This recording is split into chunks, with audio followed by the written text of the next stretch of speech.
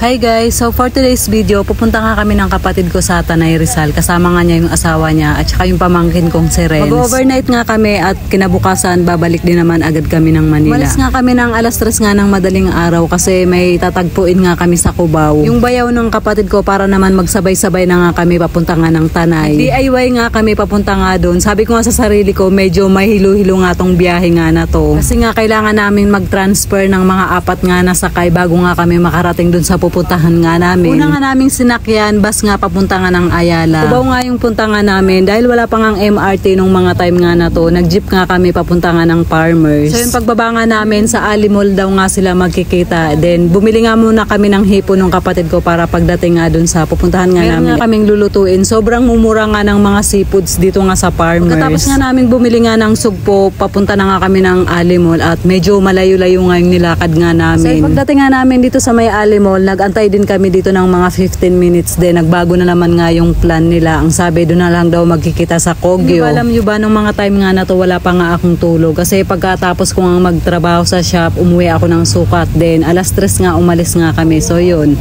parang nag-pack up lang din ako ng mga damit ko. Then alis na nga. Finally nga at nakarating na rin nga kami ng Kogyo. At nandito na rin nga yung kapatid ni Miko, yung bayaw nga ng kapatid ko. Yung pupuntahan nga namin sa Barangay Laiban sa Tanay Rizal, mga kamag-anak nga ni Miko. Matagal na nga niya akong sinasabihan na kung gusto ko nga lang nga daw makakita ng Sea of Cloud na malapit nga lang nga dito sa Manila. Puntahan ko lang daw nga tong Tarasagulod. So overall na oras ng biyahe nga namin galing nga ng Muntinlupa papunta nga dito sa Tanay Rizal na DIY. Umabot din nga kami ng 4 hours pero marami din naman kaming mga stopover. So kapag private nga na sasakyan, parang 2 hours makakarating ka na nga dito ng dire-diretso at walang traffic. Dating nga namin ng Barangay Laiban, so nandito na nga yung mga kamag-anak nga ni Miko. Hinatid nga kami ng pinsan niya paakyat nga dun sa bundok. Mini 4x4 nga yung sinakyan nga namin at nakakatawa nga kasi first time ko nga sumakay ng ganito na nakatayo pa. Nagahalo nga yung tuwa ko pati na rin nga yung kaba kasi nga sobrang lubak talaga nung daanan. Madami din nga mga nagtitrekking nga dito paakyat nga dun sa Tarasagulod pati na din nga mga riders para nga makita nga yung Sea of Cloud.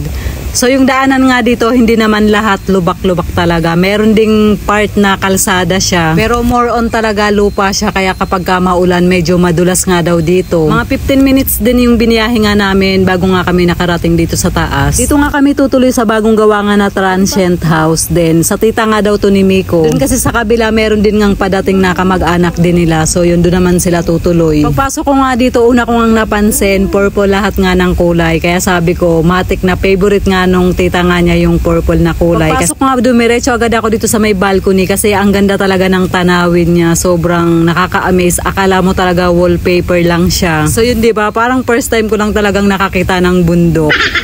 Natanaw ko din nga yung kabilang bahay nga at yan nga yung napapanood ko nga sa TikTok. So dyan naman daw tutuloy yung iba pang kamag-anak nga ni Miko. Nadadalaw din nga nung time nga na to. Pagkalapag nga namin ng mga gamit, pumunta nga muna kami ni Nalin nga dito sa labas para puntahan nga yung talagang pinupuntahan ng mga tao nga dito. Sobrang init nga nung time na to pero wala na nga kaming pakialam. Basta talagang gusto naming masilip nga tong gitara.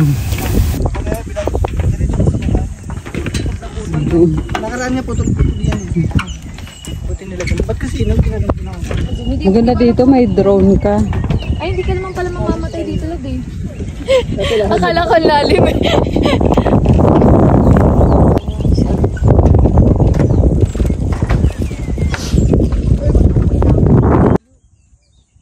Kahit sobrang init nga, hindi na nga kami napigilan ngang umaura-aura.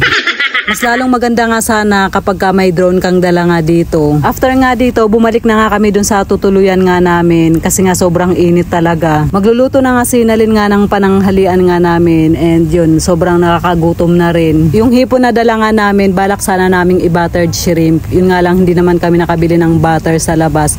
So dito nga pag akyat mo nga ng bundok, medyo may hirapan ka na talagang maghanap ng mga ihalo nga sa pagluluto. Kaya much better din kapag meron na ngang dala. Tapos nga naming mananghalian, pare-parehas na nga kaming nakatulog. Mas lalo na nga ako, parang ako nga yung huling nagising sa kanila. Pagbaba ko nga, nagluluto nga si Rinelli nung pansit na binili rin namin sa Kogyo. Nakatulog ako. Kaming lahat, sila rin lang hindi. Ha? Kaya nga. Tahilip dito sobra. Gusto ko dito yung atay ng manok. Inano din natin ng Sarap.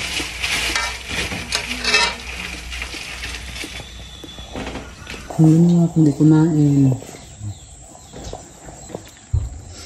Bricks, masarap ba yan?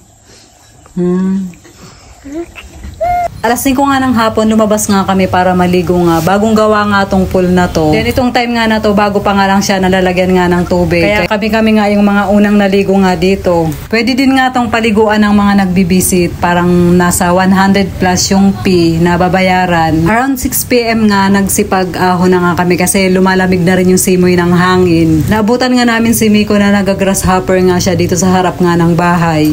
And then around 8 PM naman, sabay-sabay na rin kaming kumain ng dinner namin kasi nga plan din nilang uminom nga ng alak bago nga matulog. Pero syempre kasama din nila akong uminom. Akala ko nga ako nga lang nga yung mahinang uminom sa kanila. Pero bukod naman yung inom naming mga babae kasi sila Miko tsaka yung kapatid niya, iba rin yung mga kainuman niya, mga pinsan niya. Then kaming mga babae, kami lang din. So yun na guys, hanggang dito lang po yung ating video for today. Maraming salamat po sa panonood. Babush!